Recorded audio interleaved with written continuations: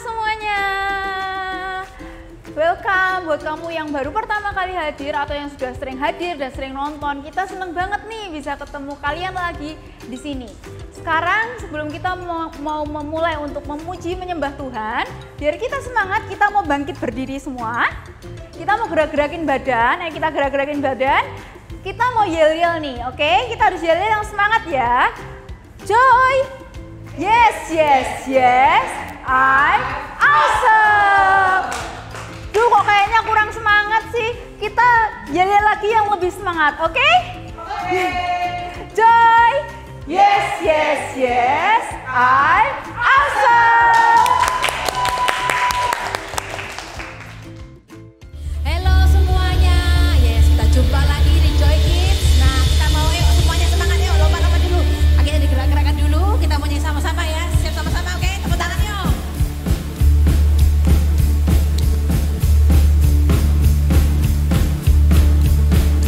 Sing high, sing low, sing it absolutely everywhere I go. Sing high, sing low, sing it absolutely everywhere I go.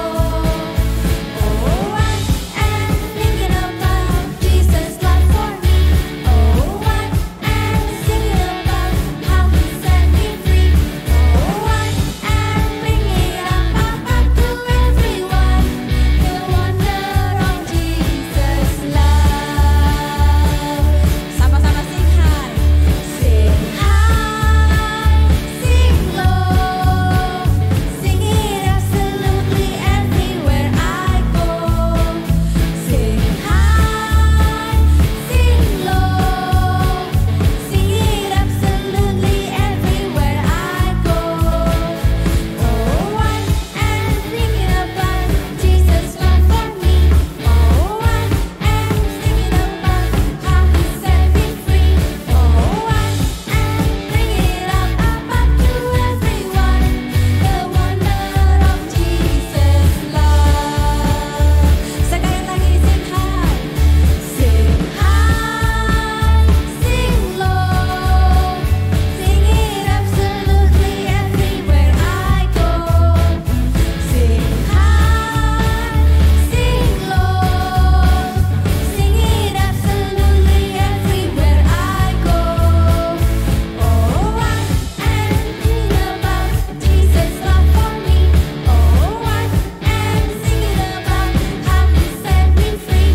Oh, I am bringing it up to everyone the wonder of Jesus' love, the wonder of Jesus' love. Tepuk tangan dong buat Tuhan Yesus kita. Tuhan yang punya kasih yang begitu besar buat kita semuanya. Ya Tuhan, terima kasih Tuhan, terima kasih Tuhan. Kami semua anak-anakmu kami tahu adalah Tuhan yang begitu baik buat kami semua. Kami semua merasakan kebaikan-Mu Tuhan.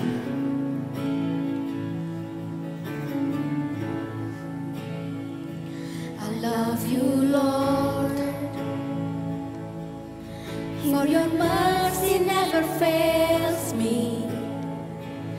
All my days I've been held in your hands. From the moment that I wake up until I lay my head, I will sing of the goodness of God. Angkat tangan sama-sama yuk. All my life you have been faithful. All my life you have been so, so good.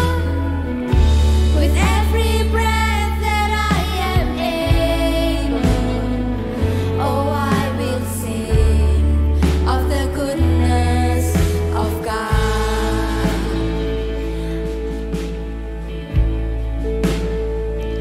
I love your voice. You have led me through the fire, the darkness now. You have closed like no other.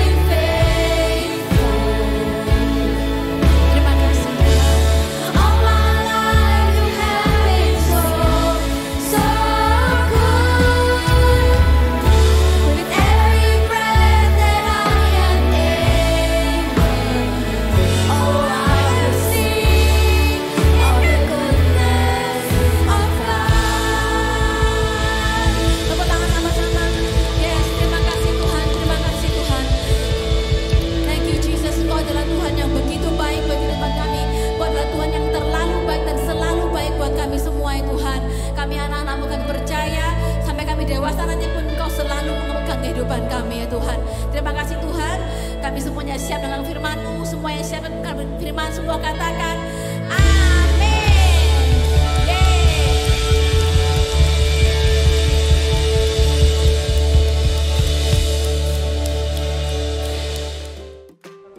Oke, sebelum kita mau mulai dengar firman Tuhan, kita mau main game seru nih. Miss mau mendatangkan 2 jagoan. Oke, kita panggil jagoan pertama, Miss Dian.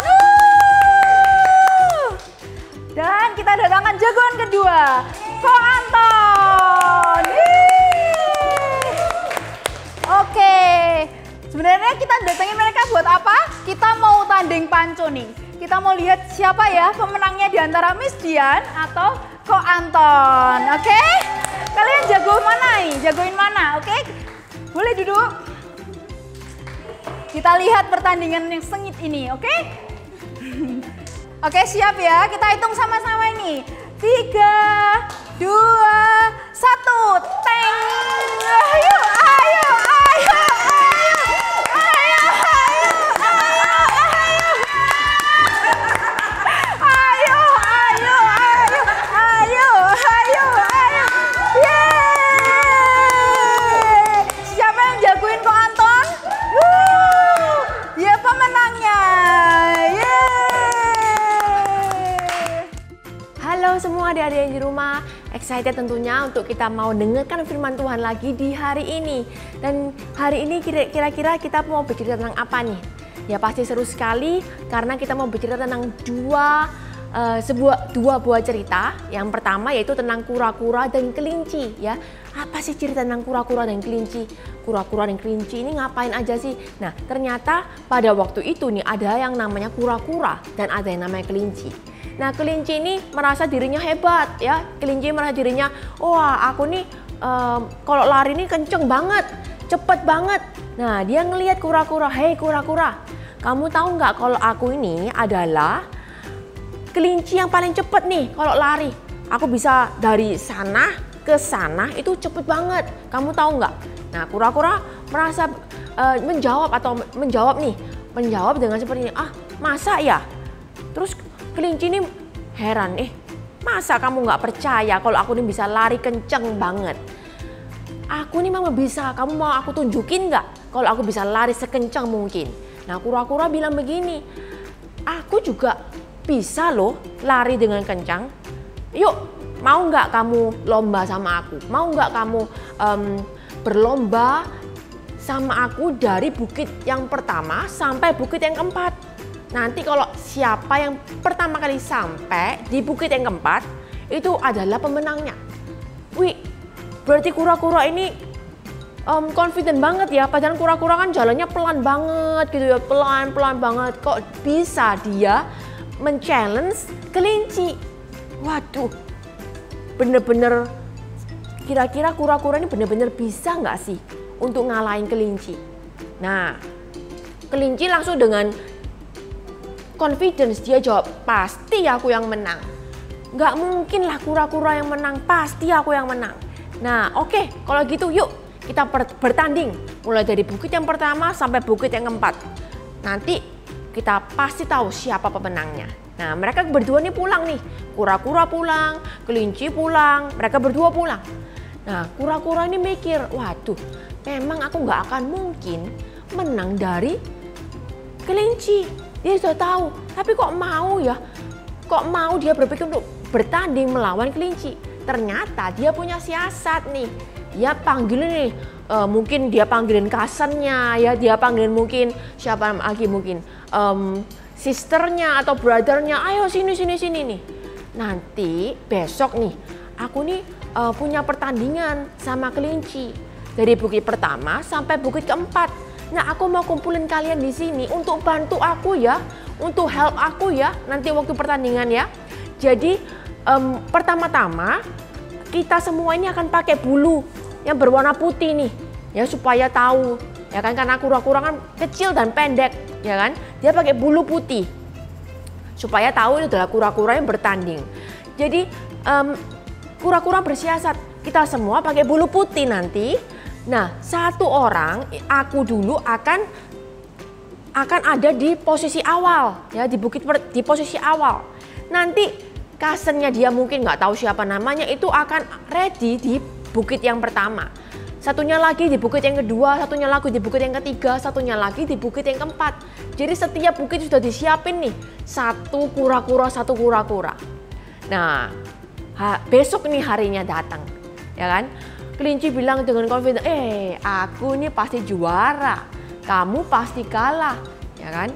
Kura-kura dengan dia dengan akalnya yang dia sudah siapkan siasatnya itu, nggak mungkin ini. Semua udah disiapin di sana, di posisi paling terakhir pun udah ada kura-kura di sana, cousinku. Jadi nggak akan bisa kamu duluan dibandingkan dengan keluargaku, katanya begitu. Dalam hati ya, tapi oke, yuk kita mulai.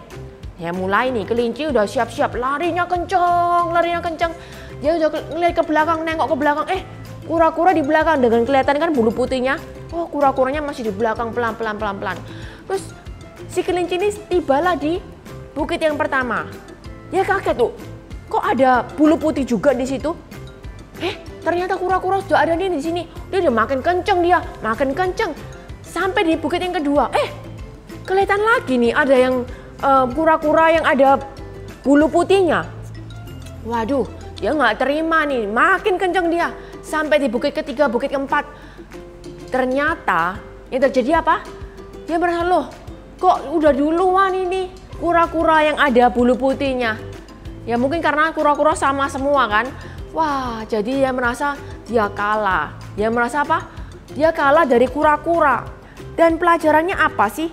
Akhirnya pelajarannya dari kelinci apa?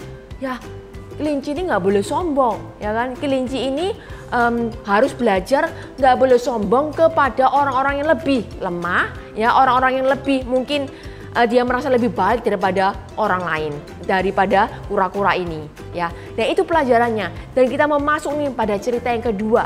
Cerita tentang apa? Tentang dua orang yang punya karakter yang berbeda. Yang pertama yaitu orang Farisi, yang kedua adalah orang pemungut cukai.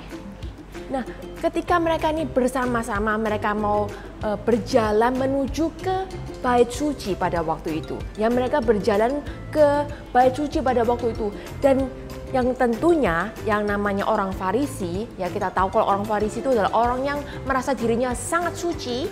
Ya, orang yang merasa dirinya itu nggak pernah melakukan kesalahan apapun. Nggak ada kesalahan sekecil apapun nggak pernah mereka lakukan. Mereka merasa bersih, suci. Ya, dan orang seperti itu mereka ketika mereka berjalan ke bait suci, apa yang mereka lakuin? Wah, mungkin mereka membawa Alkitab ya. Kemana-mana selalu bawa Alkitab. Menunjukkan bahwa apa? Aku ini orang yang suci.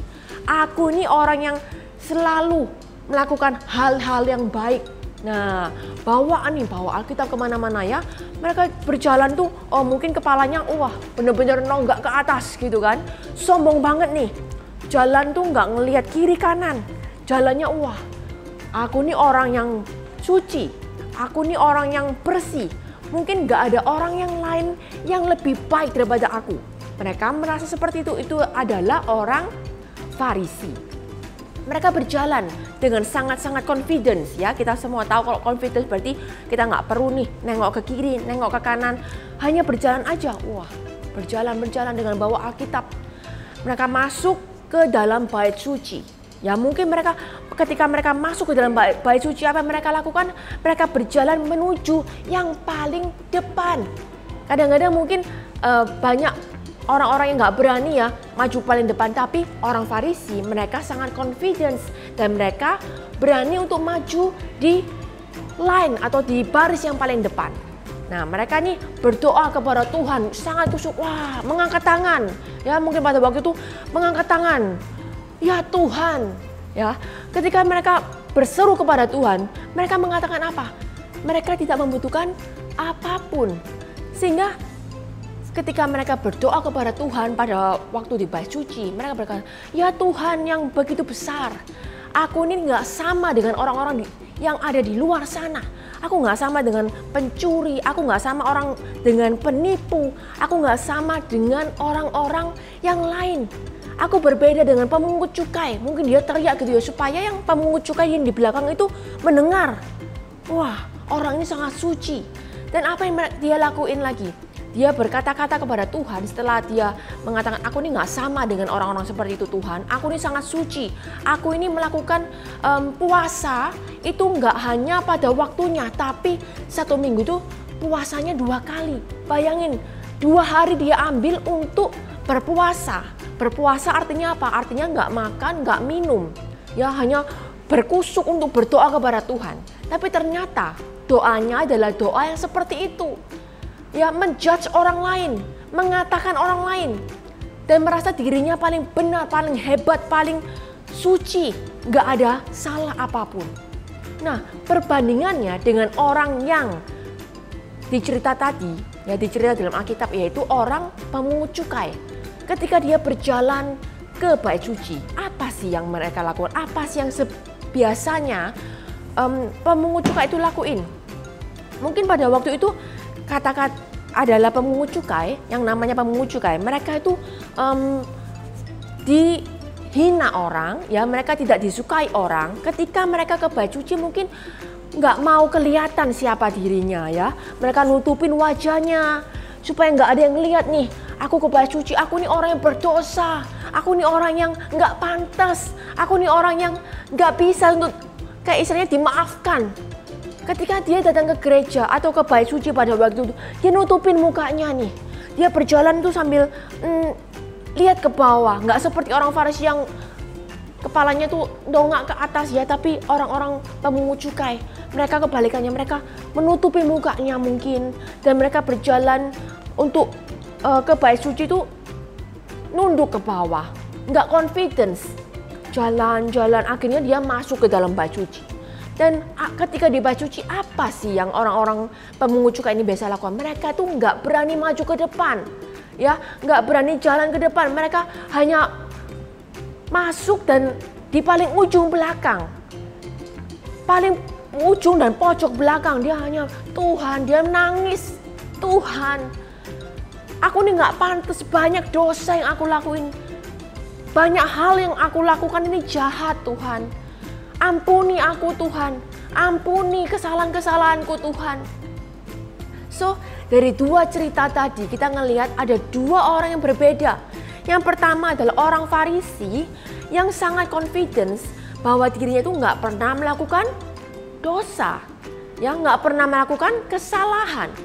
Berjalan dengan confidence, membawa Alkitab kemana-mana, menunjukkan bahwa aku ini orang hebat, aku ini orang benar, aku ini orang suci. Dan ketika berdoa, mereka nggak menginginkan apapun, mereka nggak minta apapun kepada Tuhan. Mereka merasa aku sudah punya semuanya, aku sudah bersih, aku nggak perlu dimaafkan karena aku nggak pernah melakukan dosa. Dan mereka hanya mengata-ngatai orang lain, menjudge orang lain. Aku nggak sama seperti orang yang pemungut cukai di belakang sana. Aku nggak sama dengan penipu. Aku nggak sama dengan orang-orang penjahat-penjahat yang lain. Aku ini benar-benar orang yang suci, yang melakukan kehendak Tuhan, yang berdoa terus setiap hari, nggak pernah lupa. Dan aku berpuasa 1 minggu 2 kali. Dan perbedaannya dengan orang-orang pemungut cukai apa? Mereka nggak confidence, mereka nggak ingin dilihat orang, mereka nggak ingin orang-orang tahu bahwa kamu nggak, mungkin dikata takut, ya merasa kamu nggak pantas nih ke gereja, kamu nggak pantas. Oleh karena itu mereka menutup diri, mereka menutupi mukanya, mereka menunduk ketika harus berjalan ke bait suci. Ketika di bait suci sekalipun, mereka nggak berani untuk maju ke depan, mereka hanya berdiri di ujung belakang, paling belakang pojok. Dan yang dia lakukan apa? Mungkin dia berlutut di hadapan Tuhan dan berdoa kepada Tuhan, aku nggak pantas Tuhan. Tuhan ampuni aku Tuhan. Dan setelah itu, apa sih perbedaannya? Ternyata orang-orang yang pemungut cukai yang berdoa kepada Tuhan untuk minta pengampunan, minta supaya ada pengampunan dosa buat apapun yang dia lakukan. Setelah dia keluar, dia mengalami pemulihan, dia mengalami kesembuhan dalam batinnya, dia mengalami pemulihan dalam batinnya. Dan bedanya dengan orang-orang yang Farisi, mereka tetap sama. Mereka tetap orang yang sama, yaitu orang apa? Orang yang sombong. Orang yang merasa dirinya paling benar. Orang yang merasa nggak perlu dimaafkan apa-apa. Nah, inilah perbedaannya tentang orang Farisi yang stay, tetap sombong, tetap angkuh, tetap menjudge orang lain. Tapi pemungut cukai ketika dia berdoa kepada Tuhan dengan sungguh-sungguh mengatakan, Tuhan aku nggak pantas Tuhan aku nggak layak Tuhan. Tapi setelah itu dia mendapatkan pemulihan. Tuhan berikan pemulihan, Tuhan berikan kesembuhan dalam batinnya. Ya, belenggu-belenggu itu dirontokkan dan akhirnya dia menjadi orang-orang yang merdeka dari dosa-dosa itu. Oleh karena itu ada dua karakter yang kita bahas tadi. Yang pertama yaitu orang Farisi dan yang kedua adalah pemungut cukai. Hari ini kita bisa mendengar tentang dua buah cerita. Yang pertama cerita tentang apa? Kura-kura dan kelinci. Yang kedua cerita tentang dua orang yang berbeda, yaitu orang Farisi dan orang pemungut cukai. Nah, kira-kira apa sih yang menyamakan tentang dua cerita tersebut? Yaitu bicara tentang kesombongan. Ya, jadi cerita ini berbicara tentang apa? Kesombongan. Tadi di kura-kura dan juga kelinci itu mengajarkan bahwa kita ini nggak boleh jadi orang yang sombong, ya nggak boleh jadi apa? Orang yang sombong. Sama halnya dengan orang Farisi dan pemungut cukai tadi. Di cerita tersebut kita juga diajarkan kita nggak boleh nih jadi orang yang sombong. Ya, Tuhan tuh nggak suka orang yang sombong, orang yang merasa dirinya paling benar, yang merasa lebih baik daripada orang lain. Nah, itu adalah cerita yang tadi kita dengarkan tentang dua buah cerita tersebut. Nah, artinya apa nih? Ketika kita merasa sombong, ya artinya itu apa? Kita nggak merasa ada satu hal yang perlu kita benahin, yang perlu kita rubah. Tapi ketika kita mau merasa diri kita ini ada sesuatu yang perlu diubah, ya kan? Ketika orang pemungut cukai ini merasa aku ini harus datang ke hadapan Tuhan untuk bisa apa? Mendapatkan pengampunan dosa. Dan yang terjadi, orang pemungut cukai ini mengalami hidup yang baru. Ya, dia mengalami hidup yang baru dan Tuhan itu malah memberikan kesempatan buat pemungut cukai itu orang-orang berdosa untuk dipulihkan kehidupannya. Oleh karena itu, sekali lagi kita mau belajar dari pemungut cukai bahwa kita ini nggak boleh jadi orang yang sombong, ya. Kita nggak boleh jadi orang yang congkak, orang yang menjudge orang lain, sama seperti kelinci tersebut. Dan kita mau sama-sama membaca super kebenaran kita, yaitu being humble is cooler than being famous. Ya, kita mau ucapin sama-sama ya. Being humble is cooler than being famous. Wow, keren banget ya cerita hari ini. Kita ulangin sama-sama super kebenarannya, oke? Being humble is cooler than being famous. Sekali lagi yang lebih keras. Being humble is cooler than being famous. Dan ayat penuntun hari ini kita ambil dari Lukas 18 ayat 9 sampai 14 or Luke 18 verse 9 until 14. Dan ayat hafalan hari ini kita ambil dari Yakobus 4 ayat 6b. Allah menentang orang yang sombong, tetapi sebaliknya Ia mengasihi orang yang rendah hati. Or James 4 verse 6b. God opposes the proud, but give grace to the humble. Nah, ibadah sudah selesai, kita mau sama-sama berdoa. Oke, kita lipat tangan, kita berdoa. Tuhan Yesus, terima kasih Tuhan buat hari ini. Engkau juga sudah menjagai kami, memberkati kami selama seminggu kemarin. Hingga hari ini, ajar kami untuk bisa tetap rendah hati dan juga baik hati kepada teman-teman, keluarga, dan semua orang. Pertemukan kami kembali minggu depan ya Tuhan, dan keadaan sehat. Di dalam nama Tuhan Yesus Kristus kami sudah berdoa. Amin. Oke, ibadah sudah selesai. Jangan lupa untuk like, subscribe, give positive comment, dan share video ini ke teman-teman kamu. Bye-bye, see you next week.